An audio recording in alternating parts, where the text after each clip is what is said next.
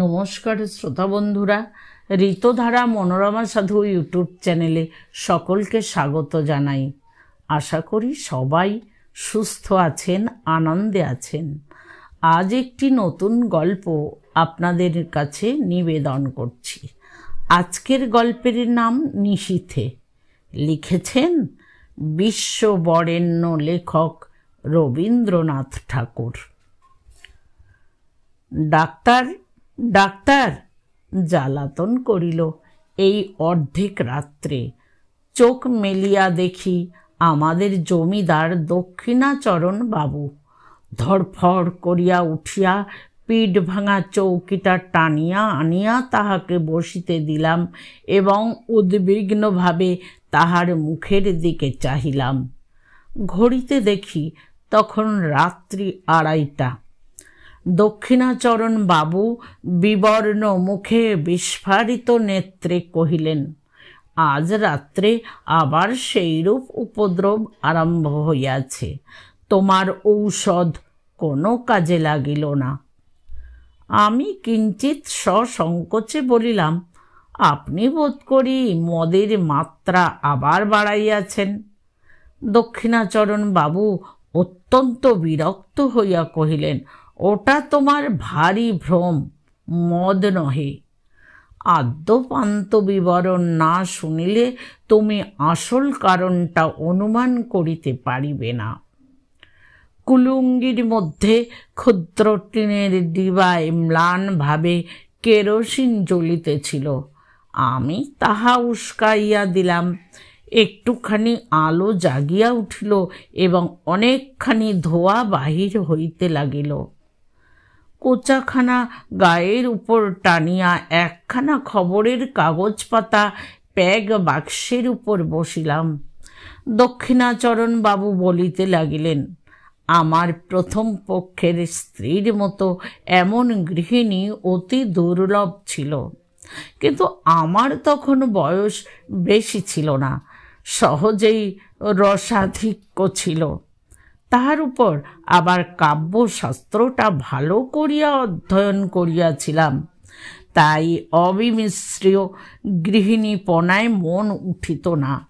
কালিদাসের এই শ্লোকটা প্রায় মনে উদয় হইত, গৃহিণী সচিব সখী মিথ, প্রিয় শিষ্যা ললিতে কলা বিধৌ। কিন্তু আমার গৃহিণীর কাছে ললিত কলা বিধির কোনো উপদেশ খাটিত না এবং সখীভাবে প্রণয় সম্ভাষণ করিতে গেলে তিনি হাসিয়া ওড়াইয়া দিতেন। গঙ্গার স্রোতে যেমন ইন্দ্রের ঐরাবত নাকাল হইয়াছিল, তেমনি তাহার হাসির মুখে বড় বড় কাব্যের টুকরা এবং ভালো ভালো আদরের সম্ভাষণ মুহূর্তের মধ্যে অপদস্থ হইয়া ভাসিয়া যাইত। তাহার হাসিবার আশ্চর্য ক্ষমতা ছিল। তাহার পর আজ বছর 4 হইল আমাকে সাংঘাতিক রোগে ধরিল।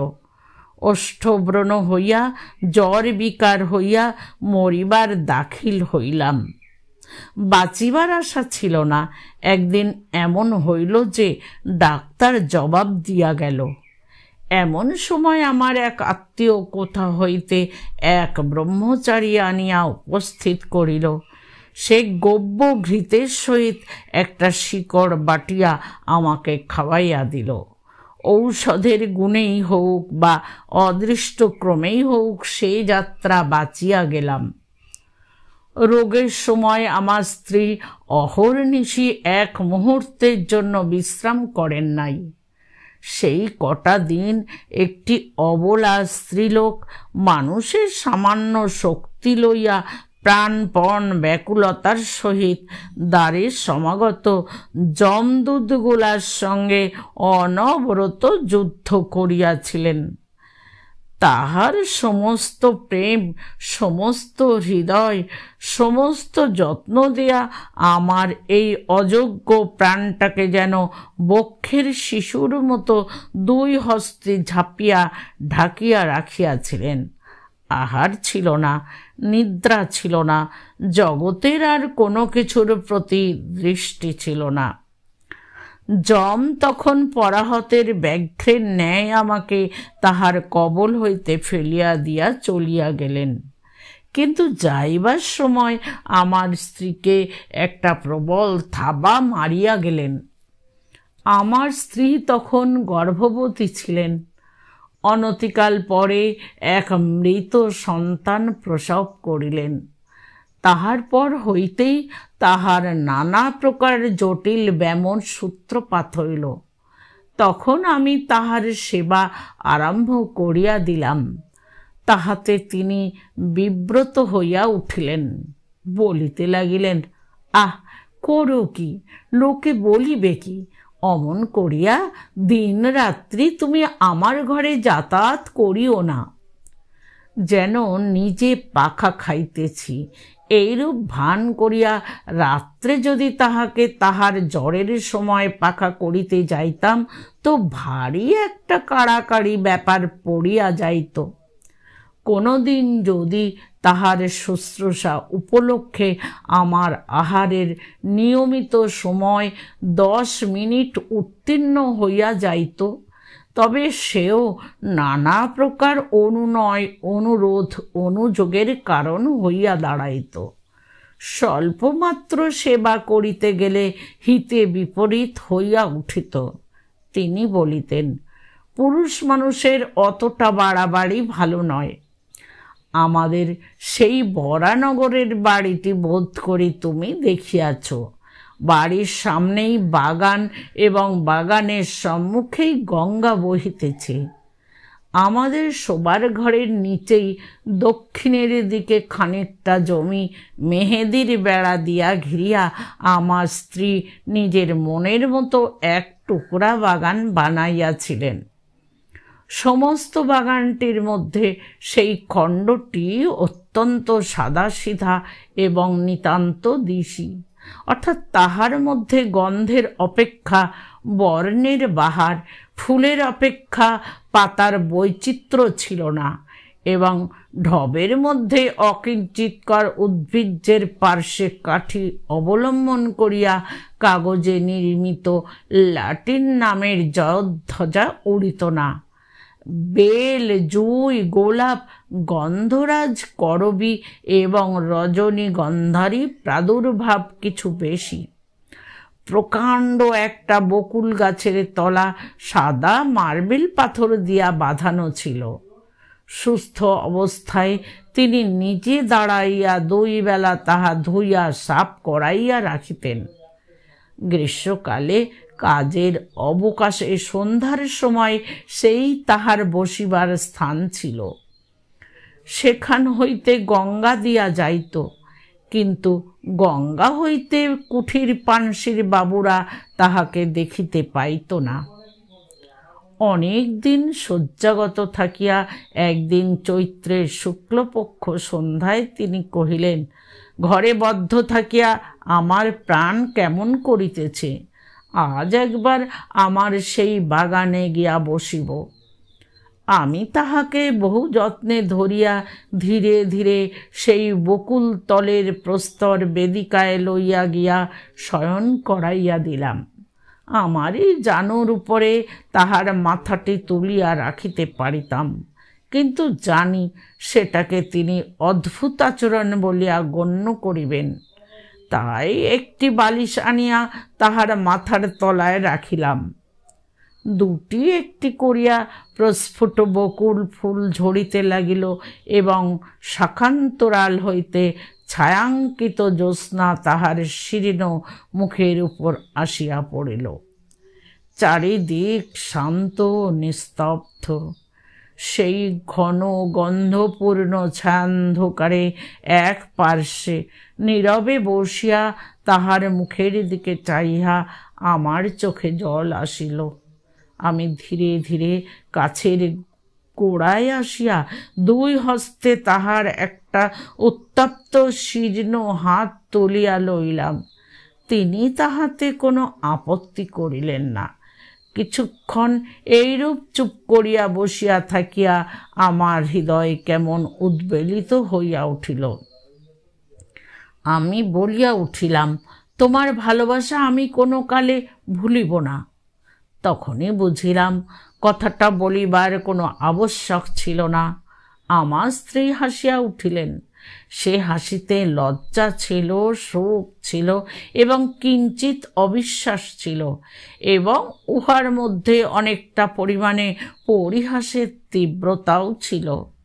প্রতিবাদের স্বরূপে একটি কথা মাত্র না বলিয়া কেবল তাহার সেই হাসির দ্বারা জানাইলেন, কোনো কালে ভুলিবে না ইহা কখনো সম্ভব নহে এবং আমি তাহা প্রত্যাশাও করি না।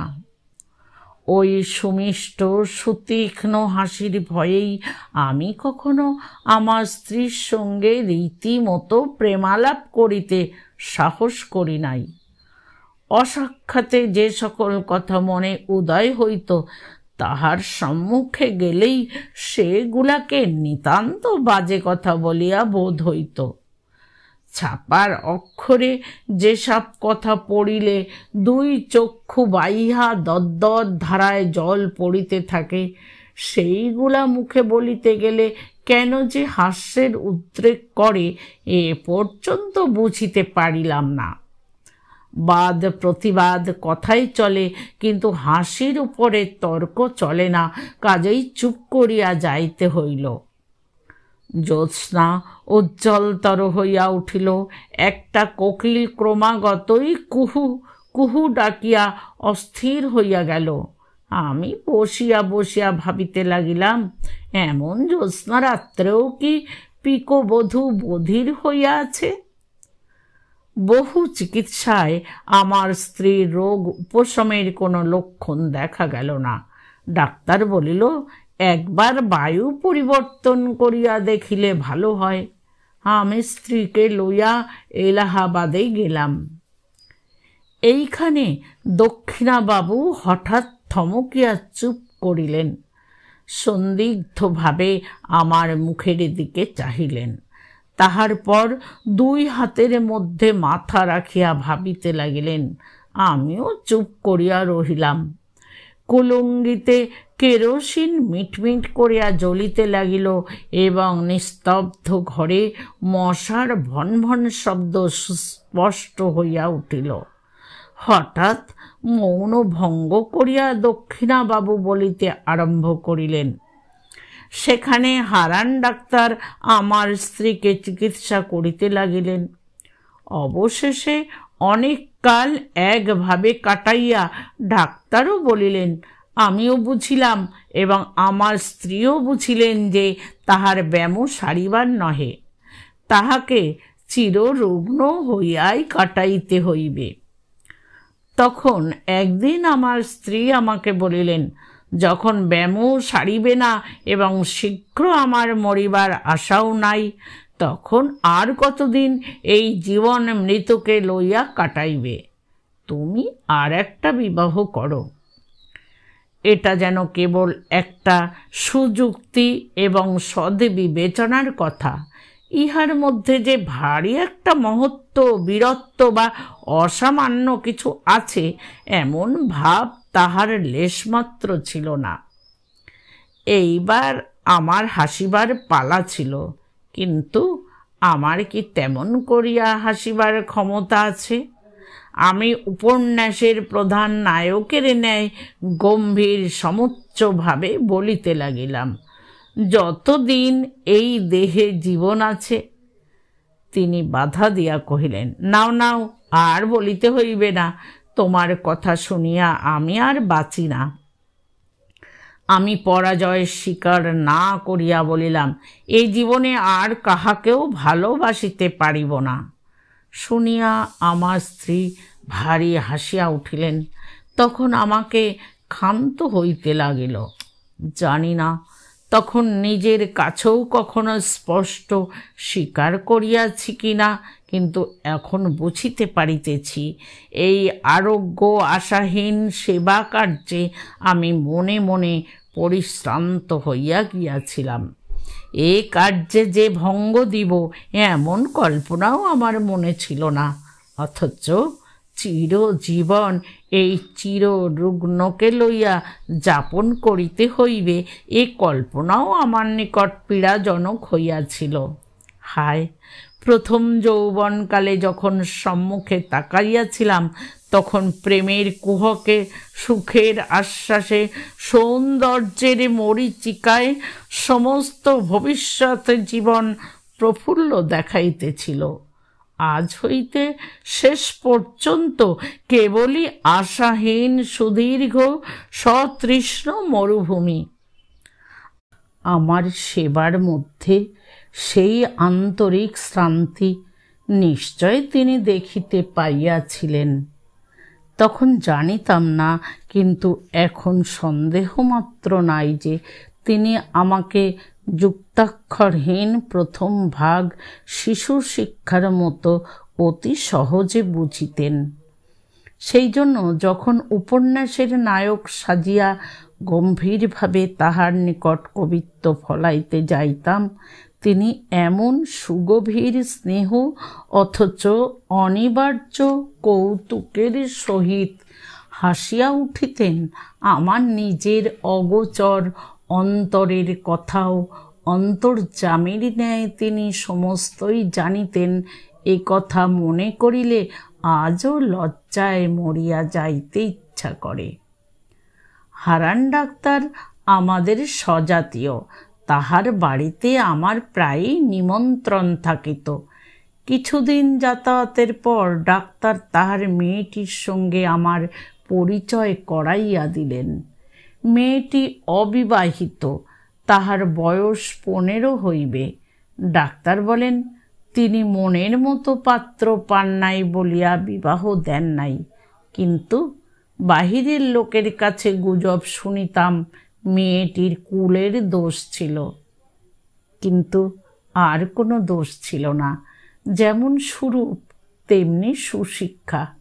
সেই জন্য মাঝে মাঝে একদিন তাহার সহিত নানা কথার আলোচনা করিতে করিতে আমার বাড়ি ফিরিতে রাত হইত।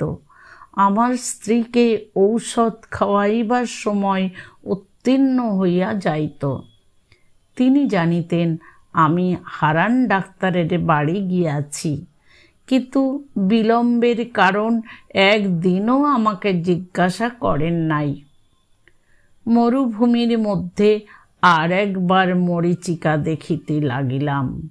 তৃষ্ণা যখন বুক পর্যন্ত, তখন চোখের সামনে কুলো পরিপূর্ণ স্বচ্ছ জল ছলছল ঢল ঢল করিতে লাগিল। তখন মনকে প্রাণপণে টানিয়া আর ফিরাইতে পারিলাম না। রোগীর ঘর আমার কাছে দ্বিগুণ নিরানন্দ হইয়া উঠিল। তখন প্রায়ই শুশ্রূষা করিবার এবং ঔষধ খাওয়াইবার নিয়ম ভঙ্গ হইতে লাগিল। হারান ডাক্তার আমাকে প্রায় মাঝে মাঝে বলিতেন, যাহাদের রোগ আরোগ্য হইবার কোনো সম্ভাবনা নাই, তাহাদের পক্ষে মৃত্যুই ভালো, কারণ বাঁচিয়া তাহাদের নিজেরও সুখ নাই, অন্যেরও অসুখ। কথাটা সাধারণভাবে বলিতে দোষ নাই, তথাপি আমার স্ত্রীকে লক্ষ্য করিয়া এমন প্রসঙ্গ উত্থাপন করা তাহার উচিত হয় নাই। কিন্তু মানুষের জীবন মৃত্যু সম্বন্ধে ডাক্তারদের মন এমন অসাড় যে তাহারা ঠিক আমাদের মনের অবস্থা বুঝিতে পারে না। হঠাৎ একদিন পাশের ঘর হইতে শুনিতে পাইলাম আমার স্ত্রী হারানবাবুকে বলিতেছেন, ডাক্তার, কতকগুলা মিথ্যা ঔষধ গিলাইয়া ডাক্তারখানার দেনা বাড়াইতেছ কেন? আমার প্রাণটাই যখন একটা ব্যামো, তখন এমন একটা ওষুধ দাও যাহাতে শীঘ্র এই প্রাণটা যায়। ডাক্তার বলিলেন, ছি, এমন কথা বলিবেন না। কথাটা শুনিয়া হঠাৎ আমার বক্ষে বড় আঘাত লাগিল। ডাক্তার চলিয়া গেলে আমার স্ত্রীর ঘরে গিয়া তাহার শয্যা প্রান্তে বসিলাম। তাহার কপালে ধীরে ধীরে হাত বুলাইয়া দিতে লাগিলাম। তিনি কহিলেন, এ ঘর বড় গরম, তুমি বাহিরে যাও, তোমার বেড়াইতে যাইবার সময় হইয়াছে। খানিকটা না বেড়াইয়া আসিলে আবার রাত্রে তোমার ক্ষুধা হইবে না।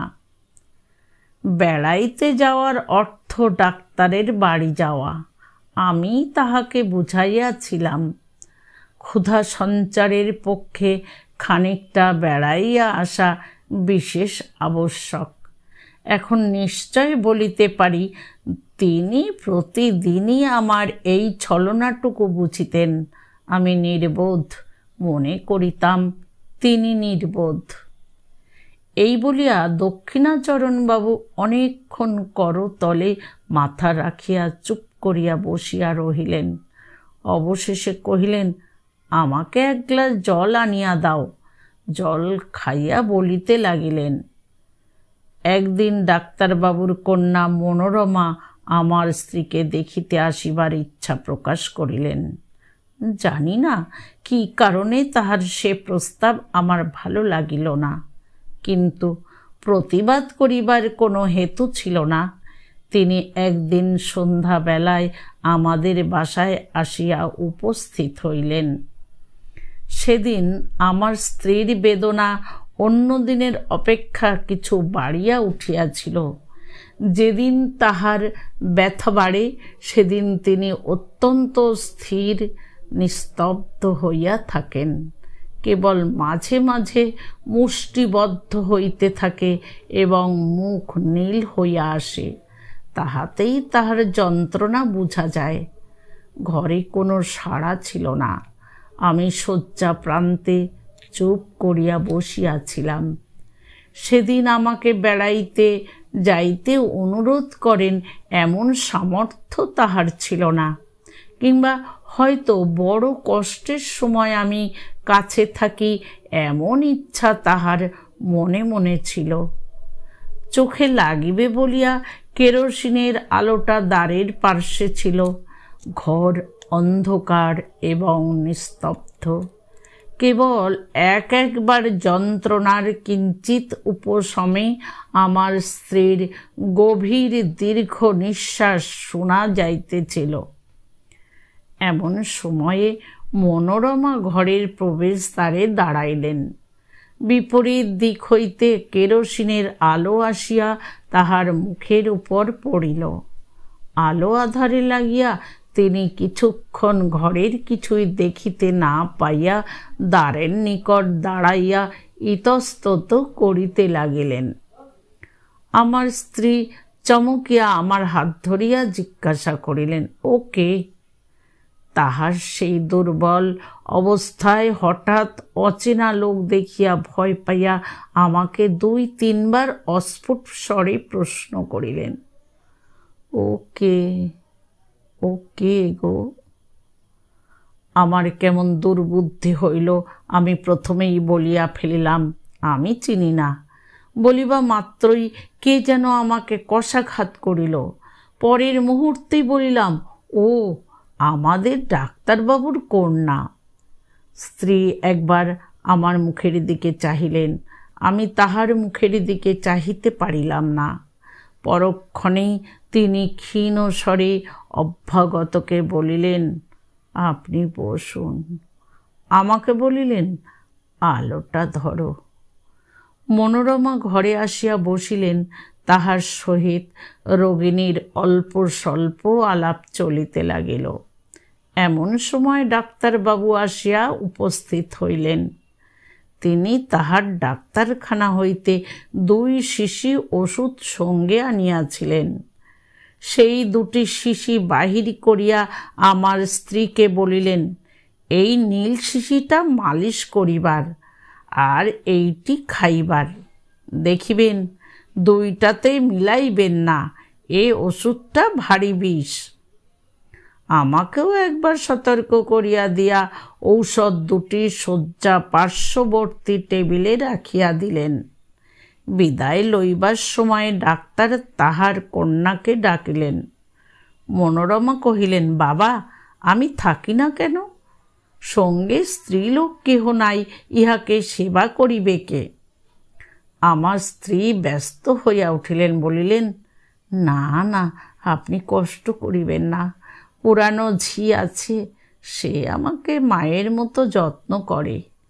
ডাক্তার হাসিয়া বলিলেন, উনি মা লক্ষ্মী, চিরকাল পরে সেবা করিয়া আসিয়াছেন, অন্যের সেবা সহিতে পারেন না।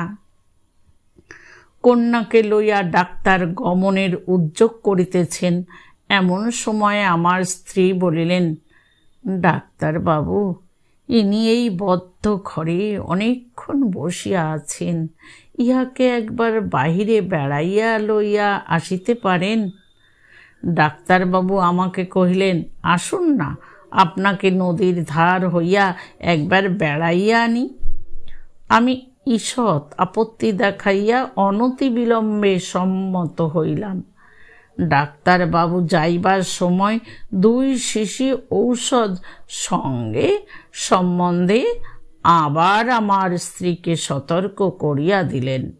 সেদিন ডাক্তারের বাড়িতেই আহার করিলাম। ফিরিয়া আসিতে রাত হইল।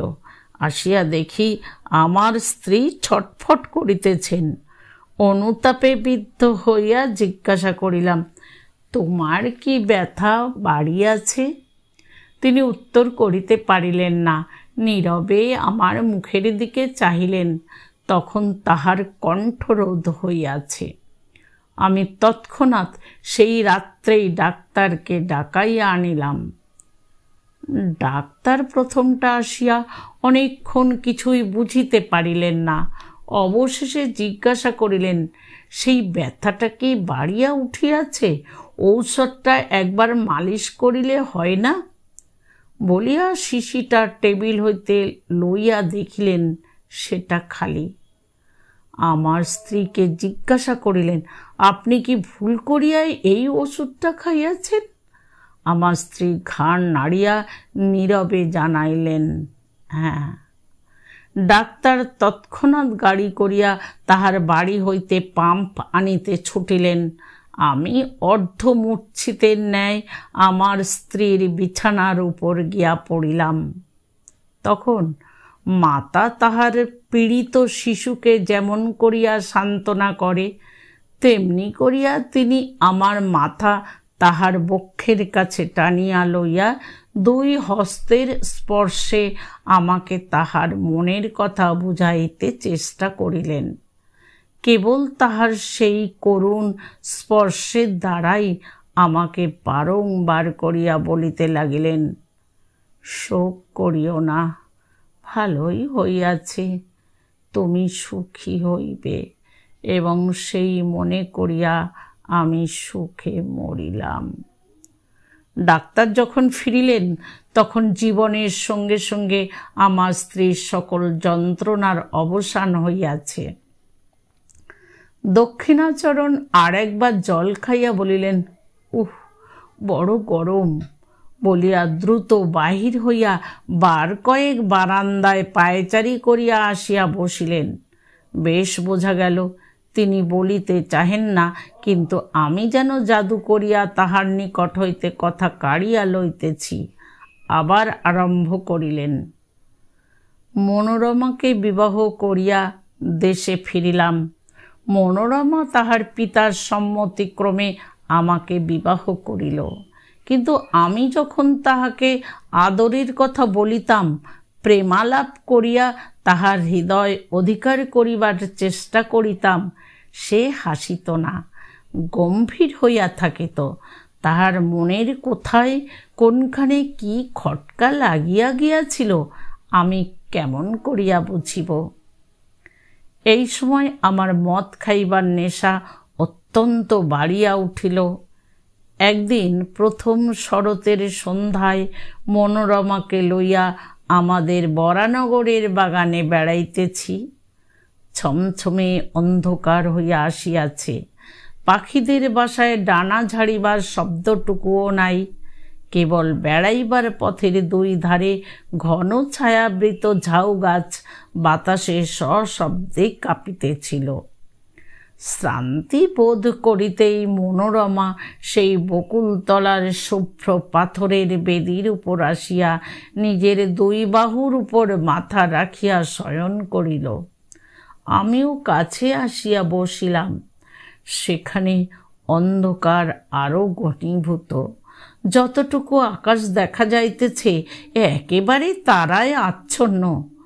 তরুতলের ঝিল্লি ধ্বনি যেন অনন্ত গগন বক্ষচ্যুত নিঃশব্দতার নিম্ন প্রান্তে একটি শব্দের সরু পাড় বুনিয়া দিতেছে। সেদিনও বৈকালে আমি কিছু মদ খাইয়াছিলাম। মনটা বেশ একটু তরলাবস্থায় ছিল। অন্ধকার যখন চোখে আসিয়া সহইয়া আসিল, তখন বনচ্ছায়া তলে পাণ্ডুর বর্ণে অঙ্কিত সেই শিথিল অঞ্চল শান্তকায় রমণীর আবছায়া মূর্তিটি আমার মনে এক অনিবার্য আবেগের সঞ্চার করিল। মনে হইল ও যেন একটি ছায়া, ওকে যেন কিছুতেই দুই বাহু দিয়া ধরিতে পারিব না। এমন সময় অন্ধকার ঝাউ গাছের শিখর দেশে যেন আগুন ধরিয়া উঠিল। তাহার পরে কৃষ্ণপক্ষের জীর্ণ প্রান্ত হলুদ বর্ণ চাঁদ ধীরে ধীরে গাছের মাথার উপরকার আকাশে আরোহণ করিল। সাদা পাথরের উপর সাদা শাড়ি পরা সেই শ্রান্ত শয়ান রমণীর মুখের উপর জ্যোৎস্না আসিয়া পড়িল। আমি আর থাকিতে পারিলাম না।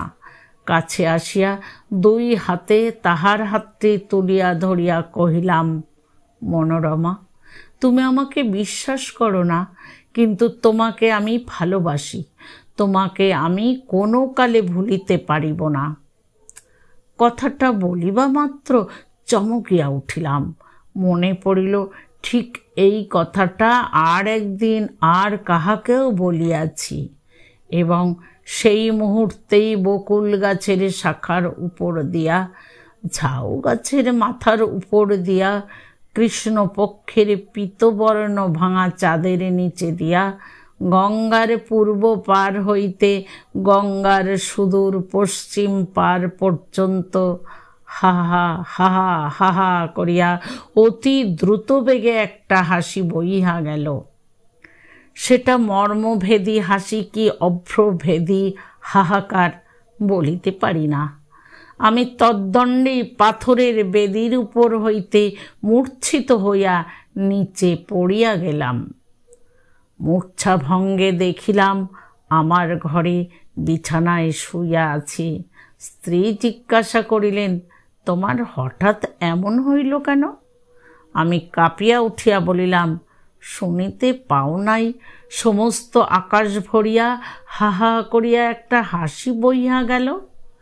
স্ত্রী হাসিয়া কহিলেন, সে বুঝি হাসি? সার বাঁধিয়া দীর্ঘ এক ঝাঁক পাখি উড়িয়া গেল, তাহাদেরই পাখার শব্দ শুনিয়াছিলাম। তুমি এত অল্পেই ভয় পাও?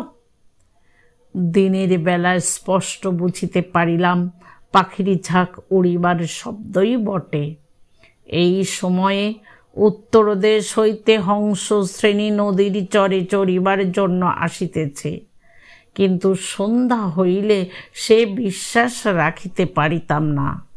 তখন মনে হইত চারিদিকে সমস্ত অন্ধকার ভরিয়া ঘন হাসি জমা হইয়া রহিয়াছে।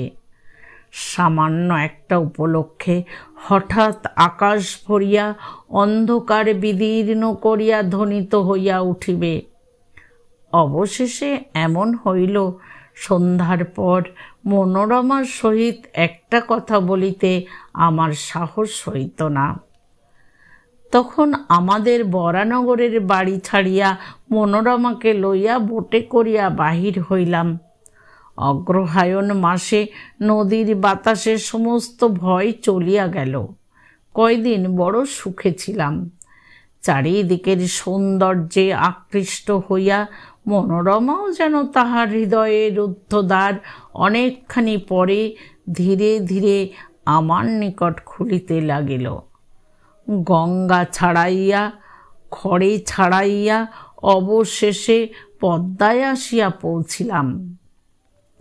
ভয়ঙ্করী পদ্মা তখন হেমন্তের বিবরলীন ভুজঙ্গিনীর মতো কৃশ নির্জীবভাবে সুদীর্ঘ শীত নিদ্রায় নিবিষ্ট ছিল।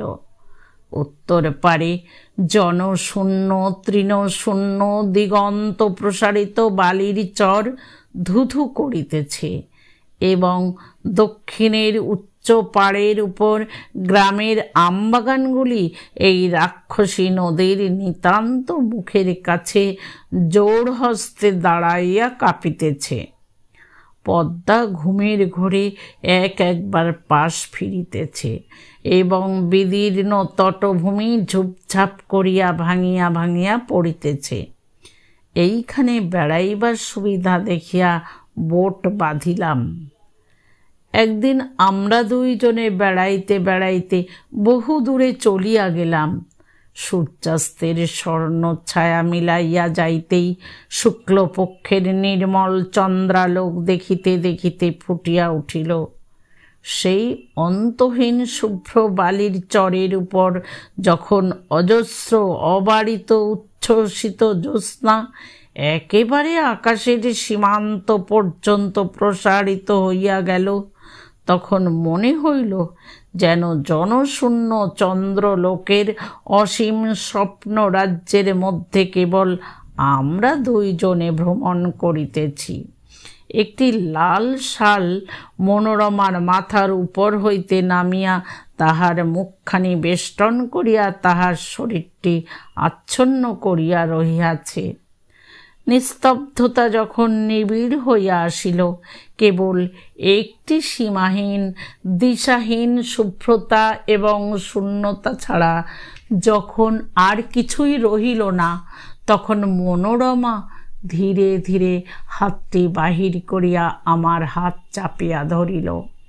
অত্যন্ত কাছে আসিয়া সে যেন তাহার সমস্ত শরীর মন জীবন যৌবন আমার উপর বিন্যস্ত করিয়া নিতান্ত নির্ভর করিয়া দাঁড়াইল। পুলকিত উদ্বেলিত হৃদয়ে মনে করিলাম, ঘরের মধ্যে কি যথেষ্ট ভালোবাসা যায়? এইরূপ অনাবৃত অবারিত অনন্ত আকাশ নহিলে কি দুটি মানুষকে কোথাও ধরে? তখন মনে হইল আমাদের ঘর নাই, দ্বার নাই, কোথাও ফিরিবার নাই। এমনি করিয়া হাতে হাতে ধরিয়া গম্যহীন পথে উদ্দেশ্যহীন ভ্রমণে চন্দ্রালোকিত শূন্যতার উপর দিয়া অবারিতভাবে চলিয়া যাইব। এইরূপে চলিতে চলিতে এক জায়গায় আসিয়া দেখিলাম সেই বালুকা রাশির মাঝখানে অদূরে একটি জলাশয়ের মতো হইয়াছে। পদ্মা সরিয়া যাওয়ার পর সেইখানে জল বাঁধিয়া আছে। সেই মরু বালুকা বেষ্টিত নিস্তরঙ্গ নিষুপ্ত নিশ্চল জলটুকুর উপরে একটি সুদীর্ঘ জ্যোৎস্নার রেখা মূর্ছিতভাবে পড়িয়া আছে। সেই জায়গাটাতে আসিয়া আমরা দুইজনে দাঁড়াইলাম। মনোরমা কি ভাবিয়া আমার মুখের দিকে চাহিল। তাহার মাথার উপর হইতে শালটা হঠাৎ খসিয়া পড়িল। আমি তাহার সেই জ্যোৎস্না বিকশিত মুখখানি তুলিয়া ধরিয়া চুম্বন করিলাম। এমন সময় সেই জনমানব শূন্য নিঃসঙ্গ মরুভূমির মধ্যে গম্ভীর স্বরে কে তিনবার বলিয়া উঠিল, ও কে, ও কে, ও কে। আমি চমকিয়া উঠিলাম, আমার স্ত্রীও কাঁপিয়া উঠিলেন, কিন্তু পরক্ষণেই আমরা দুইজনেই বুঝিলাম এই শব্দ মানসিক নহে, অমানসিকও নহে, চরে বিহারী জলচর পাখির ডাক। হঠাৎ এত রাত্রে তাহাদের নিরাপদ নিভৃত নিবাসের কাছে লোক সমাগম দেখিয়া চকিত হইয়া উঠিয়াছে। সেই ভয়ের চমক খাইয়া আমরা দুইজনেই তাড়াতাড়ি বোটে ফিরিলাম। রাত্রে বিছানায় আসিয়া শুইলাম। শ্রান্ত শরীরে মনোরমা অবিলম্বে ঘুমাইয়া পড়িল। তখন অন্ধকারে কে একজন আমার মশারির কাছে দাঁড়াইয়া সুষুপ্ত মনোরমার দিকে একটিমাত্র দীর্ঘ শীর্ণ অস্থিসার অঙ্গুলি নির্দেশ করিয়া যেন আমার কানে কানে অত্যন্ত চুপি চুপি অস্ফুট কণ্ঠে কেবলই জিজ্ঞাসা করিতে লাগিল, ও কে, ও কে, ও কে গো? তাড়াতাড়ি উঠিয়া দেশলাই জ্বালাইয়া বাতি ধরাইলাম। সেই মুহূর্তেই ছায়ামূর্তি মিলাইয়া গিয়া আমার মশারি কাঁপাইয়া বোট দুলাইয়া আমার সমস্ত ঘর্মাক্ত শরীরের রক্ত হিম করিয়া দিয়া হাহা হাহা হাহা করিয়া একটি হাসি অন্ধকার রাত্রির ভিতর দিয়ে বইহা চলিয়া গেল। পদ্মা পার হইল, পদ্মার চর পার হইল, তাহার পরবর্তী সমস্ত সুপ্ত দেশ গ্রাম নগর পার হইয়া গেল, যেন তাহা চিরকাল ধরিয়া দেশ দেশান্তর লোক লোকান্তর পার হইয়া ক্রমশ ক্ষীণতর ক্ষীণতম হইয়া অসীম সুদূরে চলিয়া যাইতেছে। ক্রমে যেন তাহা জন্ম মৃত্যুর দেশ ছাড়াইয়া গেল। ক্রমে তাহা যেন সুচির অগ্রভাগের ন্যায় ক্ষীণতম হইয়া আসিল। এত ক্ষীণ শব্দ কখনো শুনি নাই, কল্পনা করি নাই। আমার মাথার মধ্যে যেন অনন্ত আকাশ রহিয়াছে এবং সেই শব্দ যতই দূরে যাইতেছে কিছুতেই আমার মস্তিষ্কের সীমা ছাড়াইতে পারিতেছে না। অবশেষে যখন একান্ত অসহ্য হইয়া আসিল, তখন ভাবিলাম আলো নিবাইয়া না দিলে ঘুমাইতে পারিব না। যেমন আলো নিবাইয়া শুইলাম, অমনি আমার মশারির পাশে আমার কানের কাছে অন্ধকারে আবার সেই অবরুদ্ধ স্বর বলিয়া উঠিল, ও কে, ও কে, ও কে গো? আমার বুকের রক্তের ঠিক সমান তালে ক্রমাগতই ধ্বনিত হইতে লাগিল, ও কে, ও কে, ও কে গো?